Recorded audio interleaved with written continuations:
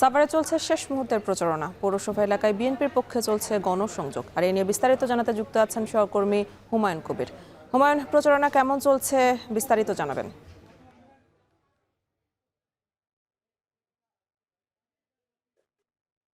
Any ত্রয়োদশ জাতীয় সংসদ নির্বাচনকে সামনে রেখে কাকডাকা ভোট থেকে মধ্যরাত অবধি কিন্তু নেতাকর্মী এবং কর্মী সমর্থক যারা রয়েছে তারা কিন্তু ভোটারদের ধারে ধারে যাচ্ছেন এবং ভোট প্রার্থনা করছেন এবং বিভিন্ন উন্নয়নের প্রতিশ্রুতি কিন্তু দিচ্ছেন। আমি এই মুহূর্তে রয়েছি সাভার পৌরসভা এলাকায়।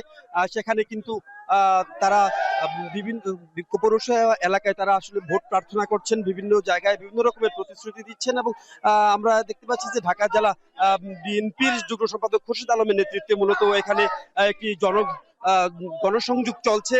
তারা আসলে মধ্যরাত অবধি কিন্তু এই ধরনের গণসংযোগ চলছে এবং প্রার্থীদের কাছে যাচ্ছেন, ভোটারদের কাছে যাচ্ছেন এবং নানা রকম প্রতিশ্রুতি কিন্তু দিচ্ছেন। সাভারের যে মূল সমস্যাগুলো রয়েছে, মাদক, যানজট, সন্ত্রাস, চাঁদাবাজি, এইসব নির্মূল করা হবে এবং বিএনপির চেয়ারম্যান যে তারেক রহমানের পক্ষ থেকে বলা হচ্ছে ফ্যামিলি কার্ডের কথা, এইসব বিষয়গুলো কিন্তু ভোটারদের কাছে যাচ্ছে এবং ভোটারদেরকে বিভিন্ন প্রতিশ্রুতি দেওয়া হচ্ছে সাভারের উন্নয়নে আসলে তারা কাজ করবেন। তবে ভোটাররা কিন্তু বলছেন ভিন্ন কথা। তারা বলছেন আসলে কোনো প্রতিশ্রুতিতে এবার তাদের মন গলবে না। কোন প্রার্থী আসলে তাদের উন্নয়নে ভূমিকা রাখবে, সেই ধরনের প্রার্থীকে বেছে কিন্তু তারা এবার ভোট দেবেন। শুধু প্রতিশ্রুতির বন্যায় গা ভাসালেই তারা আসলে এবার জিতবেন না।